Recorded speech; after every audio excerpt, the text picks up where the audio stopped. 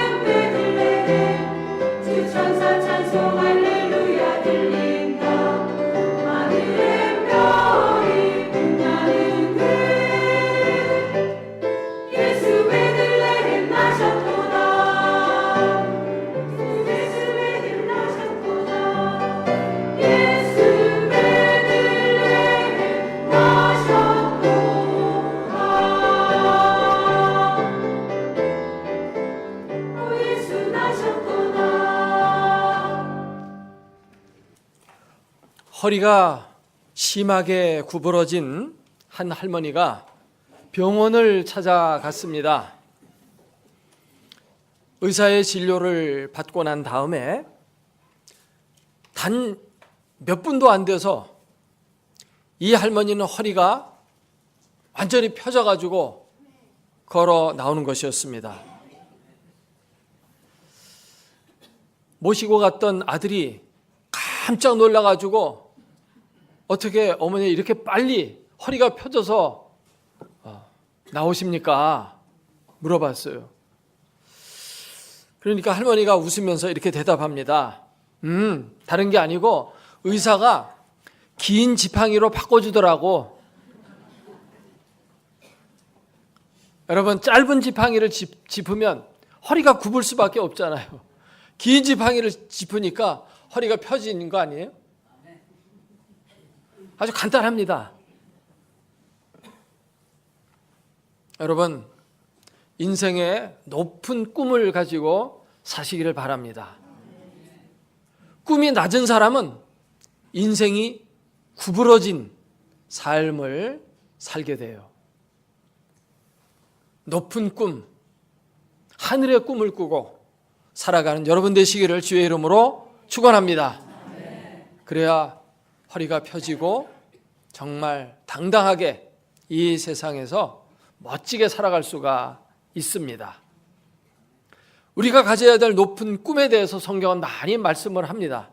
그런데 그 중에서 가장 대표적인 꿈과 비전이 뭐냐 하면 예수 그리스도를 알고 그를 닮아가는 삶입니다.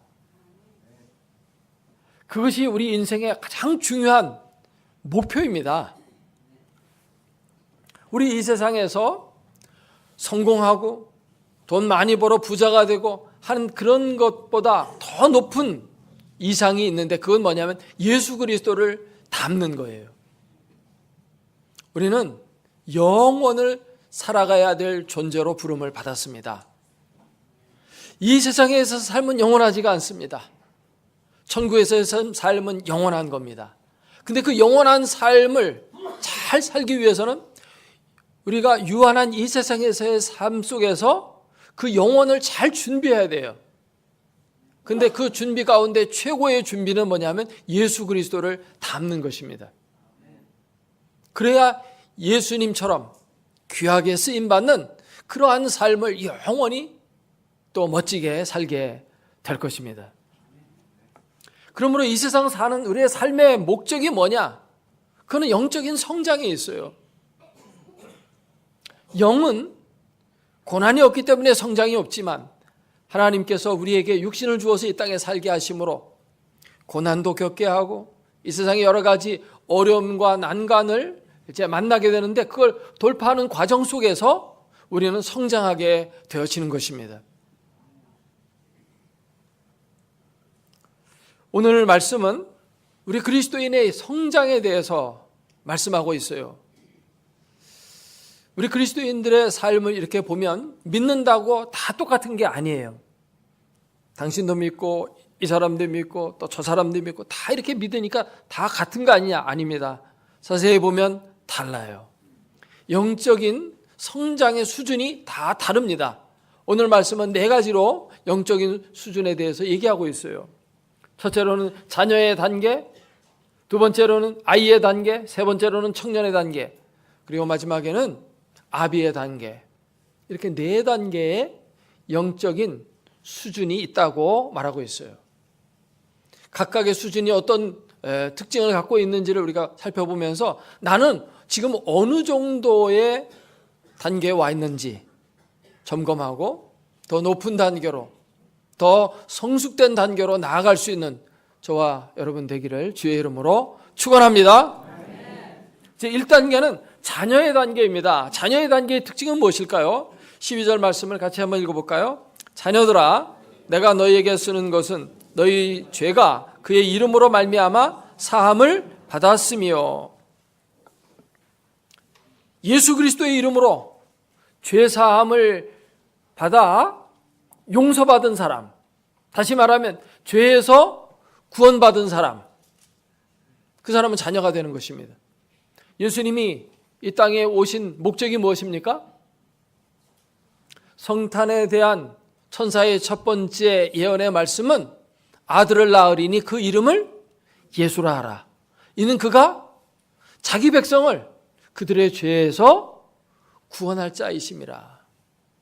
예수님이 오신 목적은 뭐냐면 우리를 죄에서 구원하기 위해서예요. 그래서 우리가 죄 용서함을 받았다라는 말은 구원받았다는 말과 같은 겁니다. 그러니까 자녀가 된다고 하는 것은 예수님을 믿는다는 얘기예요. 우리가 교회에 나와서 정말 예수님을 믿으면 자녀가 되는 겁니다. 그러나 그것은 신앙생활의 첫 단계, 가장 기본된 1단계에 불과한 거예요. 거기에 머물러 있으면 안 됩니다. 내 죄 용서함 받았다. 나는 구원받았다. 내 죄가 용서되었기 때문에 나는 죄의 형벌인 죽음을 맛보지 않고 영생을 얻게 되었다. 그걸로 끝나는 사람들이 있어요. 그리고 그 단계에서만 계속 왔다 갔다 하며 교회에는 출입하지만 성장이 없는 사람들이 많이 있습니다. 죽어서 천국 가면 되지 뭐. 내가 예수 믿는 목적은 달성했어. 성장이 뭐가 필요해. 이렇게 생각하면서 신앙생활을 하는 사람들이 많이 있습니다. 그 단계에서 이제 한 단계 올라서야 할 줄로 믿습니다. 우리가 죄 용서는 오늘 말씀해 보니까 어떻게 받는다고 되어 있습니까? 그의 이름을 통해서 받는다고 되어 있어요. 오직 예수 그리스도, 그분을 믿을 때 우리의 죄가 용서되고 죽음에서 생명으로 옮겨지게 되는 줄로 믿습니다. 생명으로 태어나는 거, 이게 이제 자녀가 되는 거예요. 그러나 이 1단계에 머물지 않고 그 다음 단계로 가야 되는데 그 다음 단계는 이제 어린이의 단계로 성장하는 것입니다. 여기 아이들의 단계가 2단계인데 14절 말씀을 같이 보도록 하겠습니다. 14절, 아이들아 내가 너희에게 쓴 것은 너희가 아버지를 알았음이요. 예. 아버지를 아는 단계. 이제 우리가 자녀를 낳아 키우다 보면 이 자녀가 이제 부모를 알아보고 부모님을 의지하게 되고 부모님이 계시니까 든든하다, 이런 마음을 가져요. 난 아버지가 있으니까 걱정이 없어. 친구들이 나를 왕따시키고 또는 나에게 짓궂게 굴어도 아버지를 의지하면 두려울 게 없어요. 아버지가 곁에만 계시면 그들이 함부로 나를 건들지 못한다는 것을 알게 됩니다. 아버지가 계시니까 나는 먹고 살 걱정 안 해도 된다. 우리 부모님이 다 나를 책임져 주신다 하는 거를 이제 아는 거죠. 그러므로 아이의 단계가 되면 이제는 아버지를 의지하는 단계. 그래서 기도가 이제 비로소 시작이 됩니다. 아버지, 이런저러한 것들 내게 축복으로 허락해 주십시오. 어려운 문제가 있는데 해결해 주십시오. 이게 아버지를 의지할 줄 아는 단계가 된 거예요. 근데 이 단계는 주로 기도가 뭔가를 달라는 데 초점이 있어요. 기도는 하나님과 우리 사이의 친밀한 교제 가운데까지 가야 되는데 거기까지 못 가고 그저 무조건 달라는 거. 이제 거기에 있는 좀 유치한 단계이긴 하지만 그래도 기도의 능력을 알고 아버지가 나를 사랑하신다는 것을 알고 그분을 의지하면서 구하는 이러한 삶을 살아갑니다. 오늘날 많은 그리스도인들이 이제 그렇게 살아가죠. 교회 나와서 비나이다 비나이다 하면서 축복 주십시오. 축복 갖고 돌아가고 하나님 믿으니까 행복하고 즐겁고 그런 단계, 아이의 단계입니다. 그러나 좀 더 높은 단계로 또 올라가야 되죠. 우리가 하나님을 믿고 복만 받으면서 살아갈 것이 아니죠. 언제나 어린아이의 신앙으로 있어서는 안 될 겁니다. 더 높은 단계 올라가야 됩니다. 근데 하나님을 의지하고 우리가 뭘 달라고 하는 것이 사실은 기복신앙은 아니라고 봐요. 왜냐하면 예수님은 십자가를 지시기 전까지도 뭔가를 구했어요. 이 잔을 내게서 옮겨 주시옵소서. 할 수만 있거든 이 잔을 지나가게 해주시면 안 되겠습니까? 라고 하는 이러한 뭔가를 갈구하는 그런 기도를 하셨거든요. 나는 하나님을 의지하지 않아도 나는 하나님과 친밀하게만 지내면 돼 라고 하는 것도 어떻게 보면 교만일 수 있어요. 나는 하나님이 없으면 쓰러질 수밖에 없습니다. 나를 붙들어 주십시오. 내게 힘을 주시옵소서. 이 난관을 돌파할 수 있는 능력을 주십시오. 이렇게 기도하는 것이 어떻게 보면 겸손하기도 하고, 그런 기도를 통해서 우리는 하나님과 더 친밀해지고 더 깊은 기도 가운데 나가게 되는 겁니다.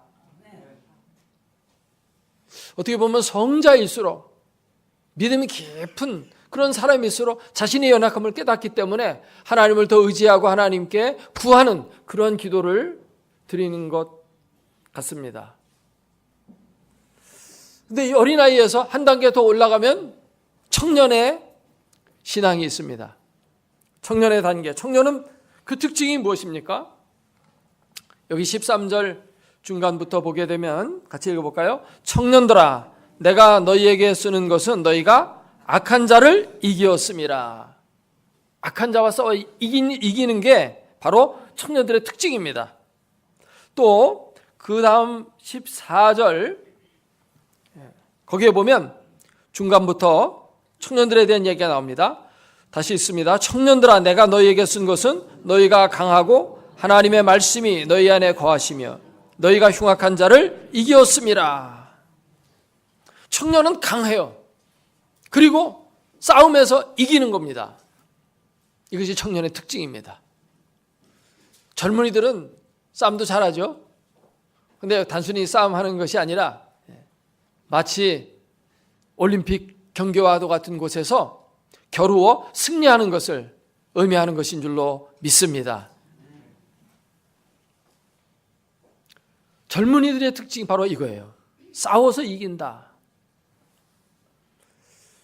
우리가 올림픽이라든지 월드컵이라든지 이거 보면 축구를 하고 뭔가 스포츠를 하고 무슨 태권도 시합을 하고 뭐 이렇게 하는데 그거는 젊은이들만 할 수 있는 거예요. 어린이는 못합니다. 다치기 때문에. 또 노인도 할 수가 없어요. 노인들이 태권도 한다고 그러다가 괜히 골다공증 걸린 상태에서 2단 옆차기 멋있게 했는데 다리가 오히려 자기 다리가 부러질 수도 있어요. 그렇기 때문에 이건 청년들만이 하는 거예요. 영적 싸움에서 승리하는 거. 근데 악한 자를 이겼다고 하거든요. 이 악한 자는 누구예요? 뒷부분에서 14절에서는 흉악한 자라고 되어 있어요. 악한 자보다 한 걸음 더 나가서 좀 용어를 강조했죠. 이 악한 자는 마귀인 줄로 믿습니다. 영적인 우리의 대적이 있어요. 우리가 싸워야 될 대적이 있는데 그는 바로 이 마귀예요. 우리가 마귀와 싸워서 이겨야 됩니다. 우리가 부모로서 자식이 어디 가서 싸워가지고 맞고 들어오면 기분 나쁘잖아요. 우리가 영적인 싸움에서 승리함으로 하나님 앞에 기쁨과 영광을 돌려드려야 될 줄로 믿습니다. 그런데 마귀는 우리를 뭘 가지고 공격해 올까요? 마귀가 공격해 오는 루트는 되게 정해져 있어요. 뻔한 패턴이 있습니다. 이게 오늘 본문 가운데 나오는데 16절 말씀 같이 읽어봅니다. 이는 세상에 있는 모든 것이 육신의 정욕과 안목의 정욕과 이생의 자랑이니 다 아버지께로부터 온 것이 아니요 세상으로부터 온 것이라. 육신의 정욕, 안목의 정욕, 이생의 자랑, 이 세 가지가 주로 인간을 공격해오는 마귀의 공격 루트입니다. 우리의 첫사람 아담과 하와를 공격할 때도 바로 이것으로 공격했고 예수 그리스도를 공격할 때도 바로 이것으로 공격을 했어요. 에덴 동산에서 뱀이 하와를 유혹하는데 어떻게 유혹합니까? 선악과를 보여주면서 이걸 먹어라. 그러니까 이 하와가 딱 볼 때 먹음직도 하고 먹고 싶은 거예요. 육신의 정욕입니다. 이거 먹고 싶지. 또 보암직도 하고 안목의 정욕입니다. 모든 죄는 이 보는 데서 많이 시작이 돼요. 이것 때문에 여러분 보는 거를 주의해야 됩니다. 컴퓨터 게임만 하는 사람은요, 성격이 난폭해져요. 음란한 영상을 자꾸 보는 사람은 삶이 음란해져요. 눈동자를 딱 보면 압니다. 우리 젊은 사람들 나 볼 때 눈 함부로 마주치지 마세요. 딱 보면 알아요. 얘가 요즘에 뭐 보고 있구나 다 알아요. 부모님들도 이렇게 딱 보면 대충 알아요. 인생을 많이 살아봤기 때문에 표정을 딱 읽을 줄 알아요. 보면 그게 들어옵니다. 저는 처음 카메라가 나왔을 때 참 신기했어요. 분명히 물체는 바깥에 있습니다. 바깥에 있는데 이걸로 이제 카메라로 봅니다. 보는 것까지는 이해가 돼요. 그걸 통해서 보니까. 근데 뭔가 스위치를 딱 누르면 그게 여기에 찍혀 나오거든요. 그러니까 신기한 거예요. 저게 이 안에 들어온 거예요. 그래가지고 인화하면 그 사진이 돼서 딱 나오는 거예요. 참 신기하다. 우리 그 카메라는 이 안구를 이제 기계로다 적용해서 만든 거거든요. 우리의 눈이라는 걸 이렇게 보잖아요. 보면 그 상이 내 뇌리에 딱 찍힙니다. 찍혀가지고 그걸 인화시키면 바로 나의 삶과 말과 행동은 나오게 돼 있어요. 그러니까 우리가 뭘 보는가를 조심해야 돼요. 그걸 자꾸 보다 보면 그게 여기 자꾸 저장이 돼요. 머릿속에 저장이 돼가지고 이게 행동으로 나오는 것입니다. 여러분 공부는 왜 합니까? 그걸 배워놓으면 그게 나중에 행동으로 나오라고 배우는 거 아니겠어요? 근데 뭔가를 자꾸 안 좋은 거를 갖다 찍으면 어떻게 됩니까? 그게 행동으로 나오는 거예요.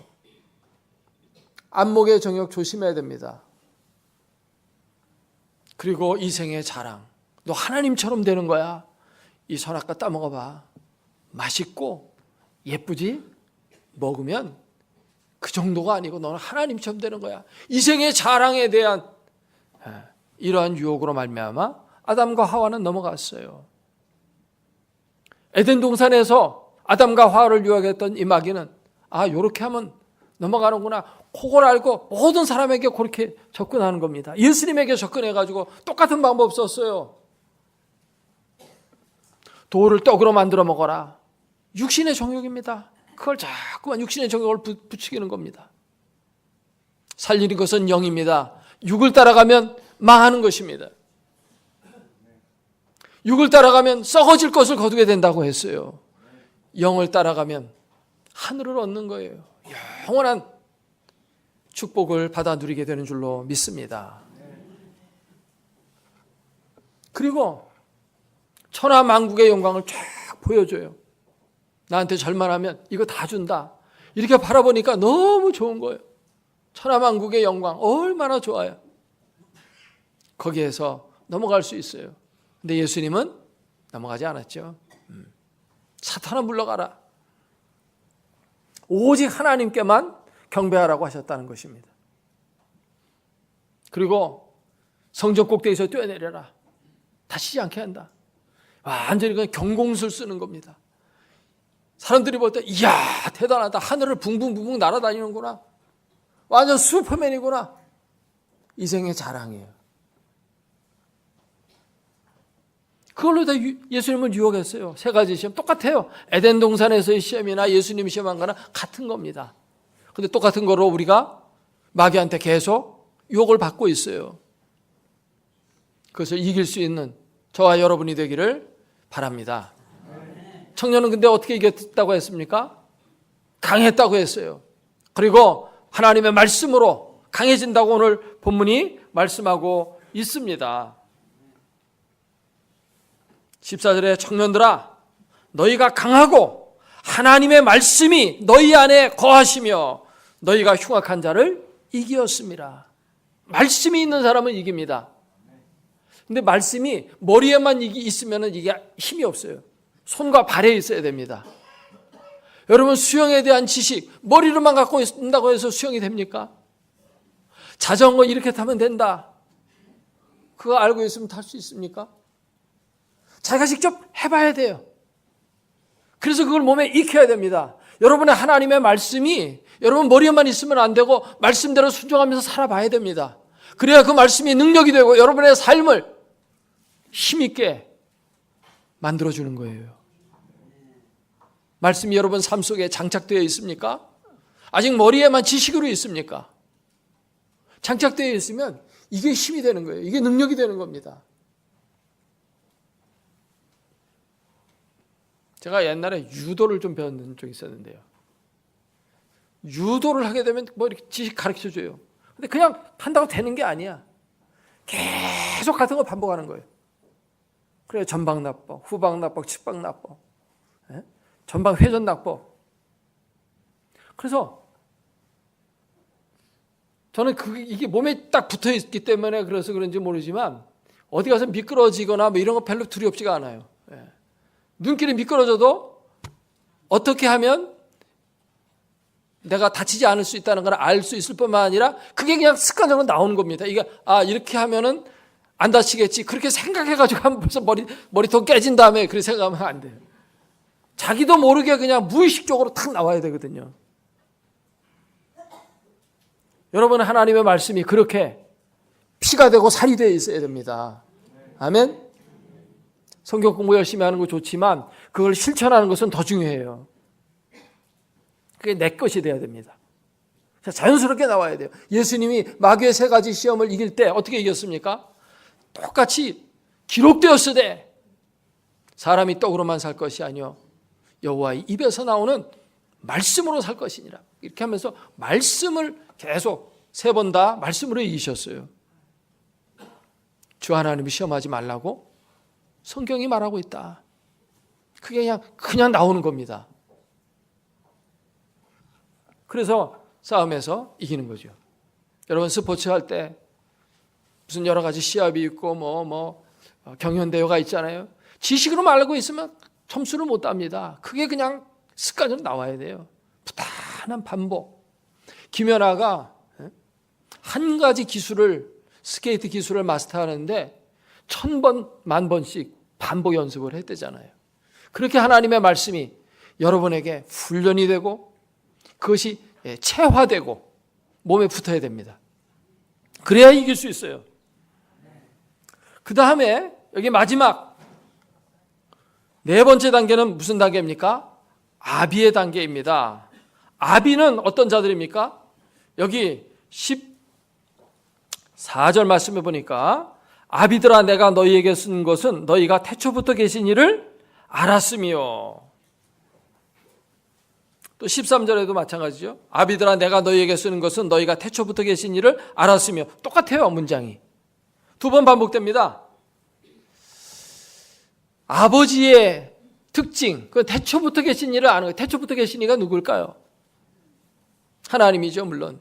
근데 여기 하나님을 아는 거는 여기 아이들도 14절에 아이들아 내가 너희에게 쓴 건 너희가 아버지를 알았으며, 이 아버지는 하나님이에요. 이것도 같은 하나님인데 이 아버지가 아는 하나님은 다른 거예요.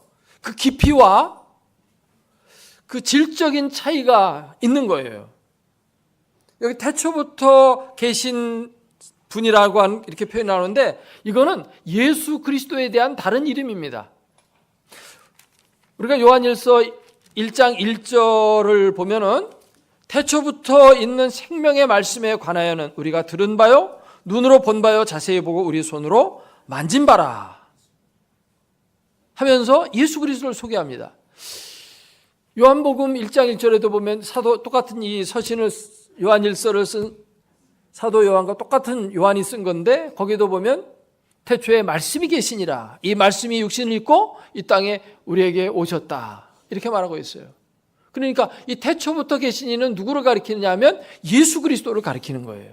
아멘입니까? 네. 예수 그리스도를 아는 것과 하나님을 아는 것과는 어떤 차이가 있을까요? 어린이가 하나님 아버지를 아는 건 그냥 아버지로만 아는 거예요. 보통 이제 이 성경이 쓰여지던 당시는 그 지역에 그리스 문화가 지배하던 때예요. 그리스 철학. 그들에게 이해되어진 하나님은 어떤 하나님이라면 저 높이 계신 하나님, 능력이 많으신 하나님, 천지 만물을 창조하신 하나님, 세상 사람들이 선을 행하면 복을 주고 악을 행하면 벌을 주는 하나님, 이제 그 정도로만 알았어요. 그게 하나님이라고 생각을 해왔어요.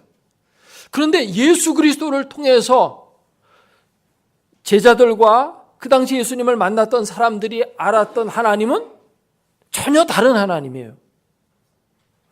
그런 걸로만 알았는데 하나님이 그런 하나님이 아니고 오히려 인간성을 가지신 하나님, 그걸 깨닫게 됐어요. 그러니까 하나님은 영광 가운데 계시는 분으로만 알았는데 우리를 사랑하셔서 우리를 위해서 그 영광을 버리고 멸시받고 천대받으시는 하나님, 놀라운 하나님이에요. 이전에는 알지 못했던 하나님이에요. 하나님은 높이 계시는 분으로만 알았는데 낮아지시는 하나님, 죄인들에 대해서 벌을 내리고 무섭게 하는 하나님인 줄 알았더니 예수님을 통해서 나타난 하나님은 죄인들을 찾아와서 그들의 친구가 되어주시고 그들의 죄를 치료해 주시고 용서해 주시고 깨끗게 하여 주시는 하나님, 예수 그리스도 안에 나타난 하나님은 우리를 위해서 멸시와 천대를 받고 채찍에도 맞으실 뿐만 아니라 우리를 위해서 죽으시기까지 하시는 하나님, 이런 하나님은 그 당시 사람들은 상상도 못했던 하나님이에요. 우리는 예수 그리스도를 통해서 이런 하나님을 보게 되는 겁니다. 그래서 하나님에 대해서 알던 전에 어린이 때 알던 하나님 그 수준, 그 저차원의 수준에서의 하나님이 아니라 높은 차원에서의 하나님을 알게 되는 것입니다. 우리가 어렸을 때 아버지를 아는 거는 뭐 그냥 나의 든든한 버팀목 정도로 그렇게 알아요. 그러나 우리가 장성해가지고 결혼해서 자식 낳고 내가 아버지가 되어지게 되면은 진짜 아버지가 뭔지가 더 깊게 알려지는 겁니다. 아, 아버지라는 거는 자식을 책임질 줄 알아야 되는 것이로구나. 자식이 어려움을 겪을 때 내가 그 자녀의 아픔을 보듬어주기 위해서 감싸주고 뭔가 내가 책임져야 될 일이 있으면 책임도 지고 하는 그게 아버지로구나.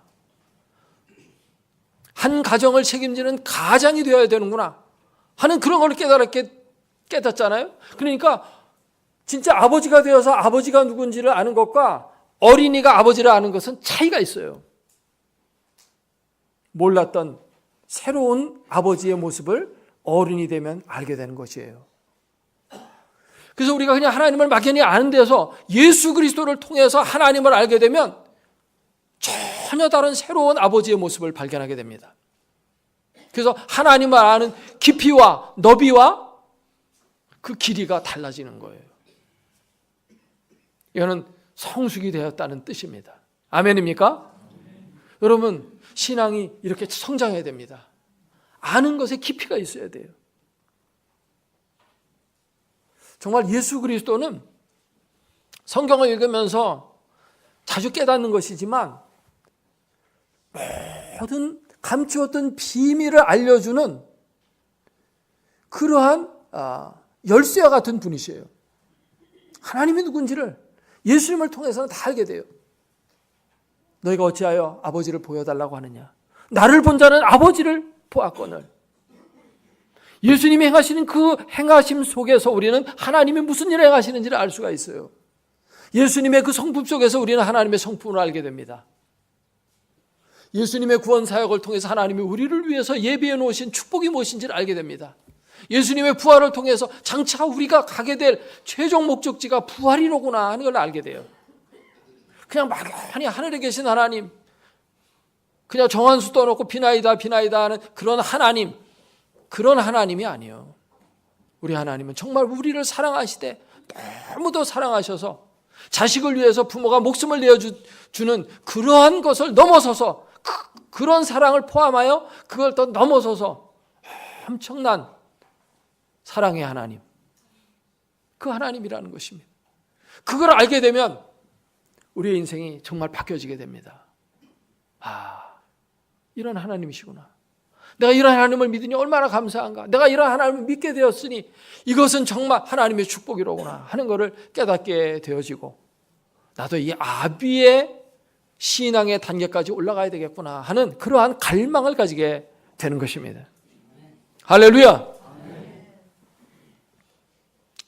교회에서도 보면 어린애 신앙생활하는 사람이 있고 아비 신앙생활하는 사람이 있어요.